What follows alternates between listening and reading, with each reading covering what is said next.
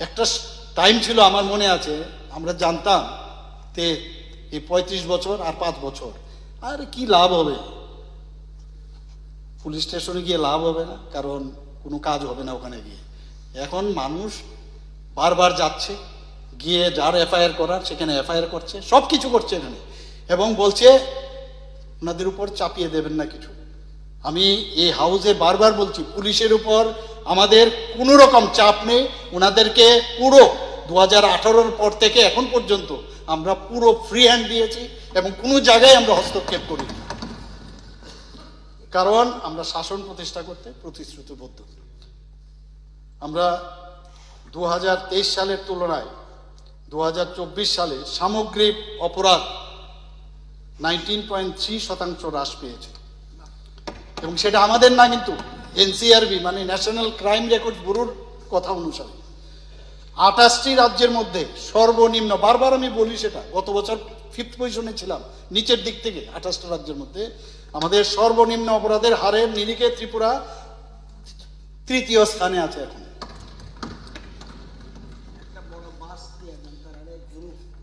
এনসিআরবির যে সর্বশেষ তথ্য, সেখানে শারীরিক আক্রমণের অনেকগুলো প্যারামিটার আছে, এবং নারী সংক্রান্ত অপরাধের ক্ষেত্রে 28টি রাজ্যের মধ্যে ত্রিপুরার স্থান হচ্ছে সর্বনিম্নের দিক থেকে 8ম।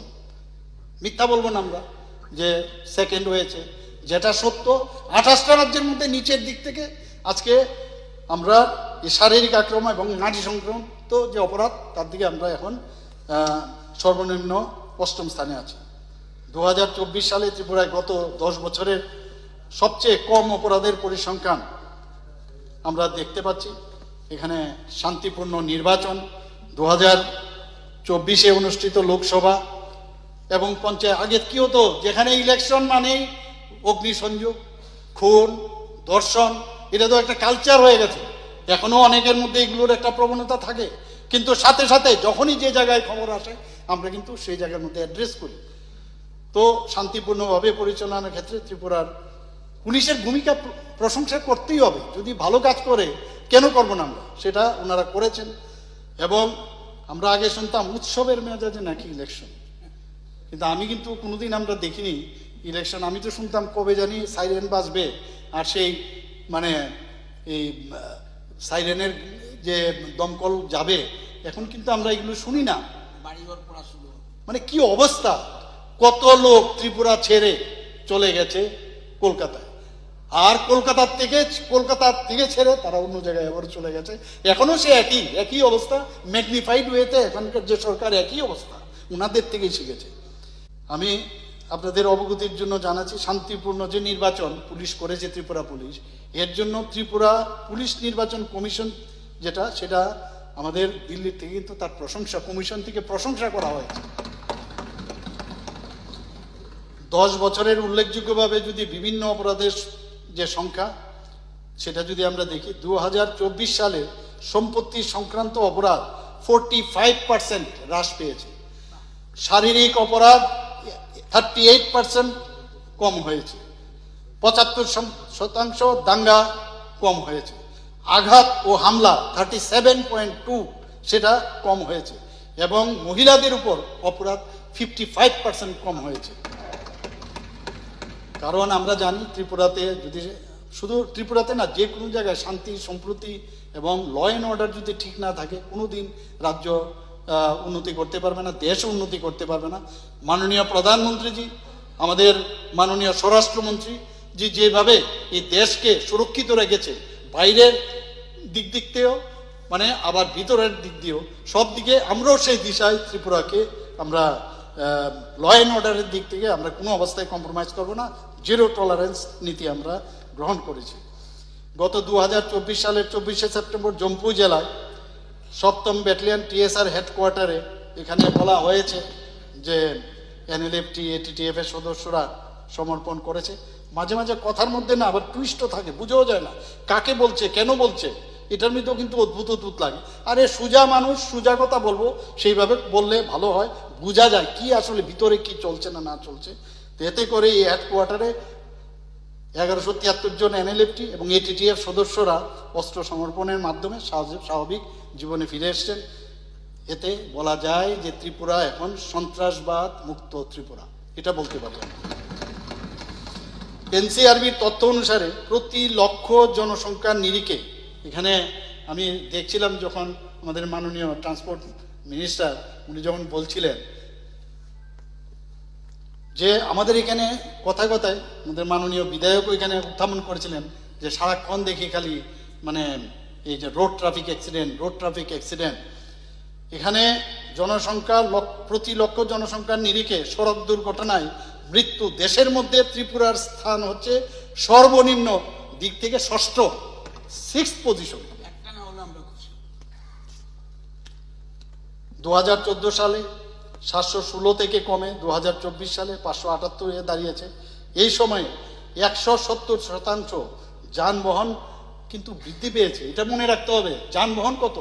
170 যানবাহন বেড়েছে, তার সত্ত্বেও আমাদের মানে নিচের দিক দিয়ে কিন্তু আরটিএ রোড ট্রাফিক অ্যাক্সিডেন্ট হচ্ছে।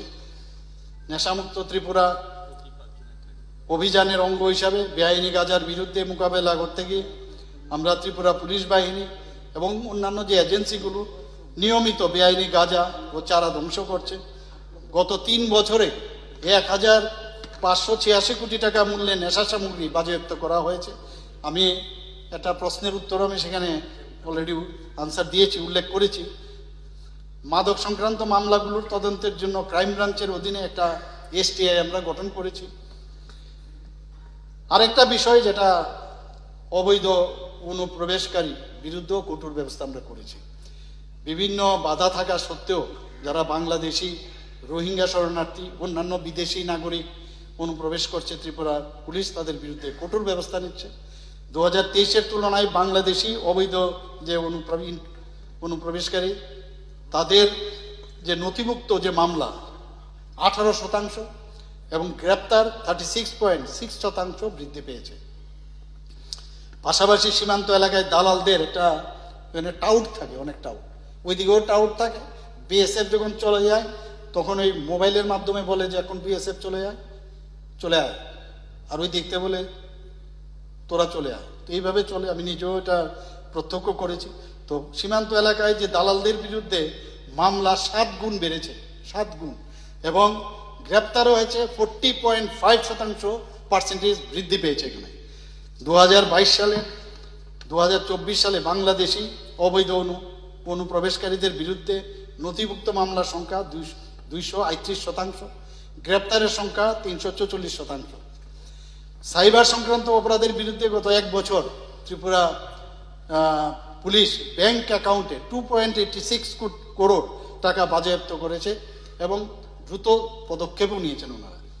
এবং যারা ক্ষতিগ্রস্ত হয়েছে এর মধ্যে অনেককে টাকা দিতে পেরেছেন ওনারা, প্রায় 17.61 লক্ষ টাকা ফেরত দিতে ওরা সম্ভব হয়েছে।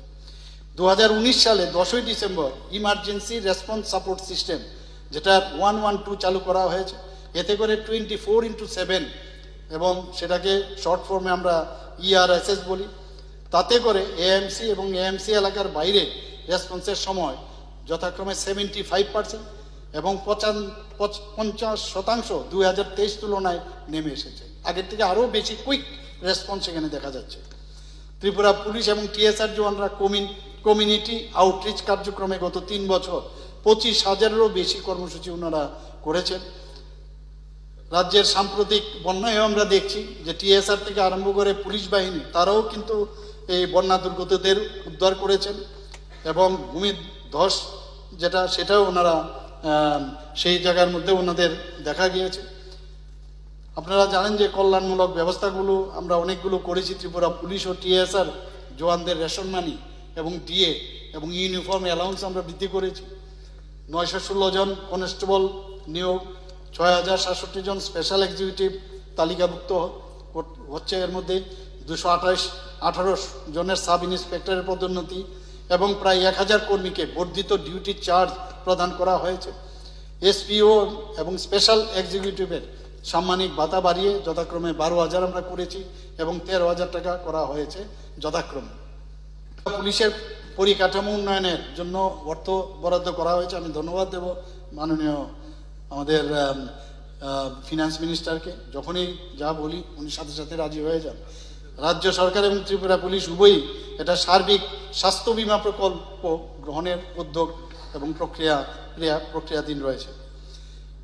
এখন পর্যন্ত নতুন 3টি যে প্রশিক্ষণের কিছু কর্মসূচি আমি আপনাদের সামনে রাখতে চাই। যে নতুন 3টি ফৌজদারি আইনের বিষয়ে ত্রিপুরা পুলিশে 5000-এর বেশি কর্মী প্রশিক্ষণ নিয়েছে। এছাড়াও নতুন 2টি ব্যাটালিয়নের প্রশিক্ষণ সম্পন্ন হয়েছে। এর মধ্যে 137 জন মহিলা জওয়ান রয়েছে। দিল্লি এবং ছত্তিশগড় 2টিতে টিএসআর ব্যাটালিয়ন মোতায়েন রয়েছে। পুলিশ ট্রেনিং সেন্টার উল্লেখযোগ্য প্রশিক্ষণের কাজের জন্য স্বরাষ্ট্রমন্ত্রী ট্রফি লাভ করেছে। সম্প্রতি আগরতলায় উত্তর পূর্বাঞ্চলের যে 72nd প্ল্যানারি সেশন হয়েছে, সেখানেও কিন্তু পুলিশের তাদের উল্লেখযোগ্য ভূমিকা এবং নিরাপত্তার বিষয়টা আমরা দেখতে পেয়েছি। এখানে 150 বছর পূর্তি উপলক্ষে মাননীয় এলওপি সাহেব বলেছিলেন, তো আগামী দিনে ত্রিপুরা পুলিশ নতুন যেসব প্রযুক্তি আছে সেগুলো রাজ্য এবং জেলা স্তরে আর্টিফিশিয়াল ইন্টেলিজেন্স ভিত্তিক কন্ট্রোল রুম, ড্রোন প্রযুক্তি, স্মার্ট সিসিটিভি এবং আধুনিক প্রযুক্তি ব্যবহার ত্রিপুরা পুলিশে নেতৃত্ব দেবে। এবং আগামী বছরগুলোতে ত্রিপুরা পুলিশে নতুন থানা, ফাঁড়ি, জিআরপিএস, সাইবার পুলিশ স্টেশন ইত্যাদি যাতে আরও বাড়ানো যায় সেই ব্যবস্থা আমরা সেই দিকেও আমরা অগ্রসর হচ্ছি। নতুন পুলিশ হেডকোয়ার্টার চালু করার পাশাপাশি পশ্চিম ও পূর্ব থানাকে আধুনিকরণের প্রয়াস আমাদের জারি রয়েছে। মাননীয় প্রধানমন্ত্রীজি বারবার বলছেন যে থানাগুলোকে, যে পুরাতন থানাগুলো আছে সেইগুলোকে, কারণ তখনকার সময়ে ওইটাই বেস্ট ছিল, থানাগুলোকে ভেঙে আপনি ভার্টিক্যালি সেটাকে উপরে করুন। তাতে করে যদি ওই যারা পুলিশ অফিসাররা থাকবে তাদের ফ্যামিলি যখন উপরে থাকবে, তারা কিন্তু সবসময় তারা 24/7 মানুষের জন্য কাজে আসবে। তো সেই দিশায় আমরা কাজ করছি এবং তারা যেন মনে করবে আমরা ফ্যামিলি এখানে আছে, নিচে আমার কর্মস্থল। তো সেই চিন্তাধারায় আমরা অলরেডি 2টো আমরা শুরু করছি, আস্তে আস্তে করে সব জায়গায় করবো।